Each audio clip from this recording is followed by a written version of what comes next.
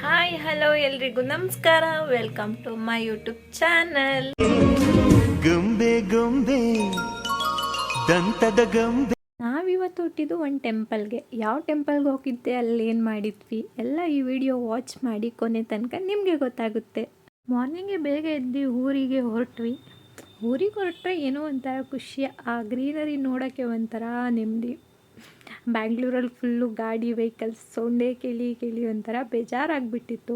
ಊರಿಗೆ ಹೋದರೆ ಆ ಗ್ರೀನರಿ ನೋಡಿದ್ರೆ ಏನೋ ಒಂಥರ ಮನಸ್ಸಿಗೆ ಖುಷಿ ಅನಿಸ್ತಾ ಇತ್ತು. ನಾವು ಫೈನಲಿ ಶ್ರವಣಬೆಳಗೊಳ ರೀಚ್ ಆದ್ವಿ.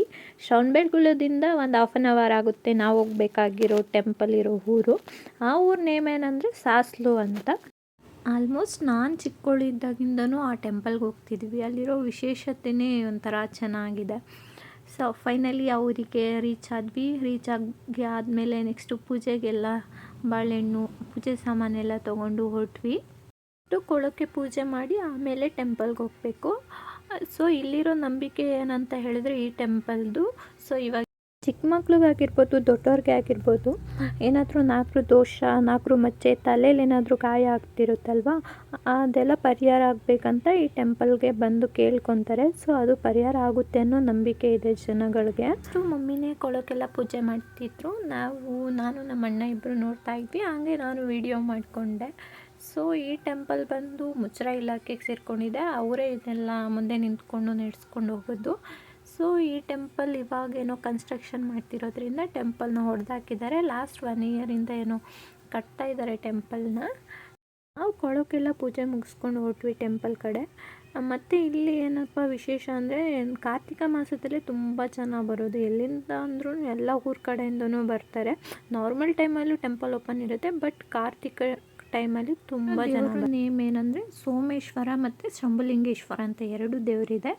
ಇದು ಬಂದು ಸೋಮೇಶ್ವರ ಅನಿಸುತ್ತೆ, ನನಗೆ ಪರ್ಟಿಕ್ಯುಲರಾಗಿ ಗೊತ್ತಿಲ್ಲ ಈ ದೇವ್ರ ನೇಮ್ ಏನು ಅಂತ. ಸೊ ನಾವು ಪೂಜೆ ಎಲ್ಲ ಮುಗಿಸ್ಕೊಂಡು ಹಂಗೆ ದುಷ್ಟಿದಾರ ಎಲ್ಲ ಕಟ್ಟಿಸ್ಕೊಂಡ್ವಿ. ಯಾಕಂದರೆ ದುಷ್ಟಿನೇ ಜಾಸ್ತಿ ಆಗ್ತಿದೆ, ಯಾಕೆ ಅಂತ ಗೊತ್ತಿಲ್ಲ.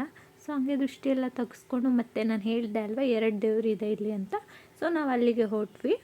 ಸೊ ಹೋಗಬೇಕಾದ್ರೆ ಹಂಗೆ ಮಮ್ಮಿ ಜೊತೆ ಅಣ್ಣ ಜೊತೆ ಮಾತಾಡ್ಕೊಂಡು ಏನೇನೋ ಕಾನ್ವರ್ಸೇಷನ್ ಮಾಡಿಕೊಂಡು ಈ ಟೆಂಪಲಿಂದ ಸ್ವಲ್ಪ ಒಂದು 10 ಮಿನಿಟ್ಸ್ ಆಗುತ್ತೆ ವಾಕಬಲ್ಲು. ಸೊ ಅಲ್ಲಿನೂ ಅಷ್ಟೇ ಸೇಮ್, ಫಸ್ಟು ಕೊಳಕ್ಕೆ ಪೂಜೆ ಮಾಡಬೇಕು, ಆಮೇಲೆ ನೆಕ್ಸ್ಟ್ ಇನ್ನೊಂದು ದೇವ್ರು ಇದೆಯಲ್ಲ ಶಂಭುಲಿಂಗೇಶ್ವರ ಅನಿಸುತ್ತೆ, ಆ ದೇವರಿಗೆ ಪೂಜೆ ಮಾಡಬೇಕು.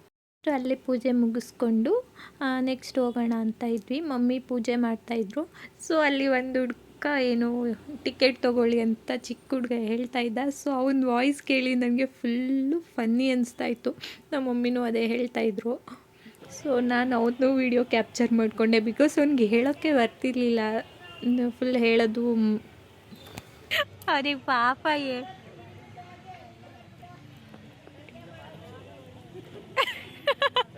ಅವನೇ ನಗ್ತಾವನಮ್ಮ.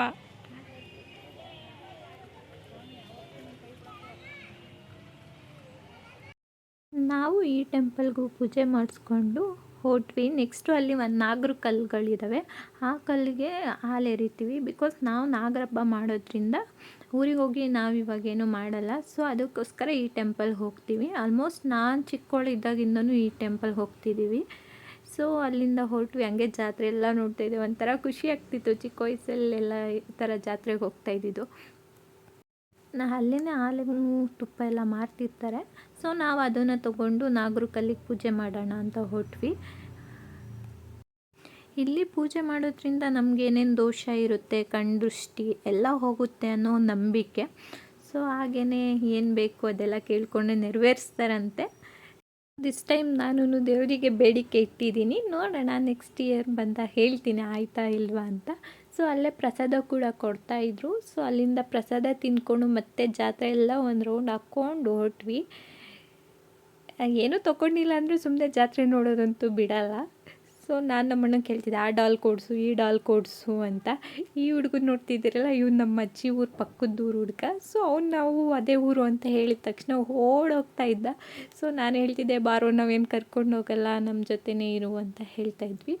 ನೆಕ್ಸ್ಟು ಕಂಟಿನ್ಯೂಷನ್ ವಿಡಿಯೋ ಇದೆ. ಆ ವಿಡಿಯೋ ನೋಡಬೇಕಂದ್ರೆ ನನ್ನ ಫಾಲೋ ಮಾಡಿ, ಶೇರ್ ಮಾಡಿ, ಲೈಕ್ ಮಾಡಿ, ಸಬ್ಸ್ಕ್ರೈಬ್ ಮಾಡೋದು ಮಾತ್ರ ಮರಿಬೇಡಿ. Thank you for watching this video.